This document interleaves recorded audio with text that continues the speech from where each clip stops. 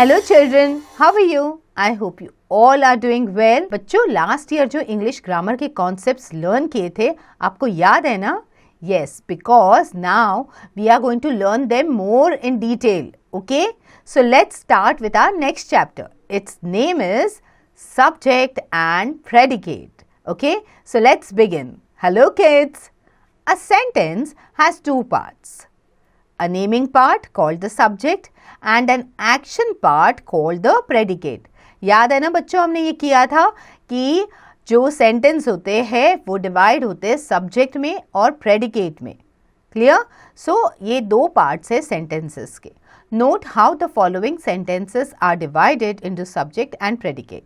अब देखते हैं कि सब्जेक्ट और प्रेडिकेट में सेंटेंस को कैसे डिवाइड किया है. Ravi is smiling.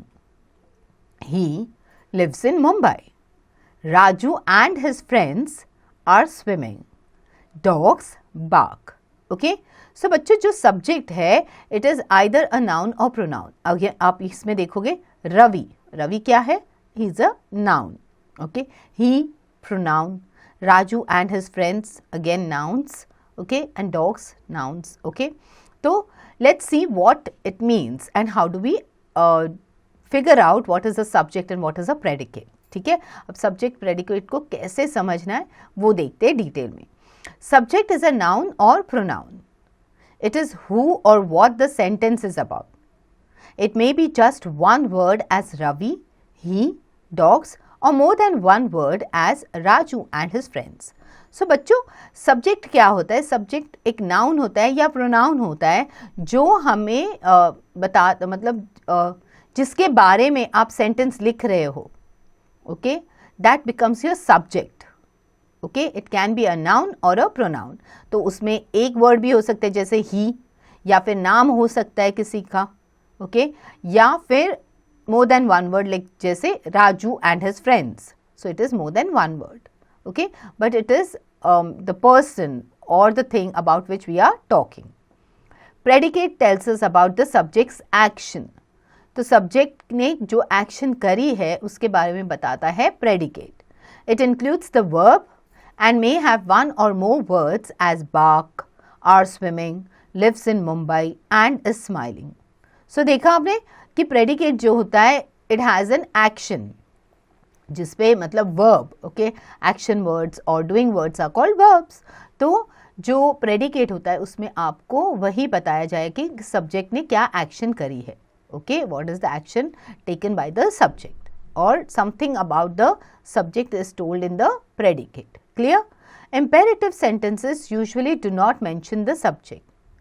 However, it is implied that the subject is you.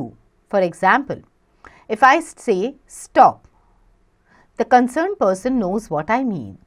And so this single word makes complete sense and is a sentence. In this case, the subject is you. So बच्चों हमने imperative sentences किए थे जहाँ पे इधर आप command दे रहे हो या रिक्वेस्ट कर रहे हो या एडवाइस दे रहे हो. तो इसमें ज़रूरी नहीं है कि आपको सब्जेक्ट मेंशन करना है. सामने वाला अपने आप समझ जाता है कि वो आपकी तरफ इशारा था. जैसे when I say stop, so you know I'm telling you to stop. So that is assumed, okay, or understood. Clear? So imperative sentences में समझ में आता है. जैसे व्हेन वी से डॉग्स बार्क, तो हमें पता है कि यहाँ पे तो हमने बोला है डॉग्स, तो फिर भी ये ऐसे भी हो सकता है कि कभी कहीं आपको मेंशन नहीं होगा. माइंड योर ओन बिजनेस, तो हम बोले कि you mind your own business.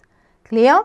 So remember that children always री read the previous chapters also, क्योंकि उसकी वजह से क्या होगा आपको अभी आगे वाले चैप्टर्स में हेल्प हो जाती है.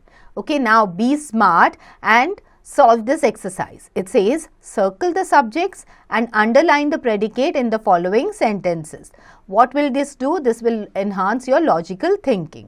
So पहले आता है here comes the teacher. तो यहाँ पे जो noun है वो कहाँ है? end में है. So the subject is in the end. हम बता रहे हैं टीचर के बारे में. So subject is in the end. That is why you will circle the teacher. Okay, circle the subject. That is you will circle the teacher. और बाकी होगा आपका predicate. Clear? It is not necessary that the noun has to be in the beginning. It can be towards the end also. Clear? All the boys in my class play cricket. तो हम किसके बारे में बोल रहे हैं? All the boys. तो ये बन जाएगा आपका सब्जेक्ट और प्रेडिकेट होगा इन माई क्लास प्ले क्रिकेट. जल्दी जल्दी ये बाकी सेंटेंसेस आप कंप्लीट कर दो. Okay, so now let's look at the place of the subject and the predicate. Generally, the subject comes before predicate in a sentence, but sometimes the predicate is put before the subject to lay emphasis on the predicate. जैसे मैंने आपको बताया था कि कभी कभी sentence के and में भी आ सकता है सब्जेक्ट, क्योंकि प्रेडिकेट जो होता है वो इम्पॉर्टेंट होता है इसके लिए. जैसे the rooster crows in the morning, तो यहाँ पे हम ऐसे भी लिख सकते हैं, in the morning crows the rooster.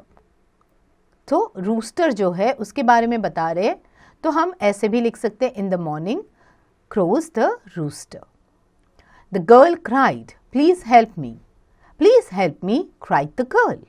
देखा, ऐसे भी लिख सकते हैं जहाँ पे जो प्रेडिकेट होता है that has more value, that is more important, okay, then the sub. ठीक है, तो next one, the lion came down the hill. Down the hill came the lion. Clear? Easy? चलो अब प्रैक्टिस करते हैं. And how do you practice? By doing the exercise. So it says rewrite these sentences changing the order of subjects and predicates. This will enhance your reasoning skills. Okay. So now second one. Never have I seen such a pretty deer. Such a pretty deer I have never seen. Okay. ऐसे भी हो सकता है. ठीक है.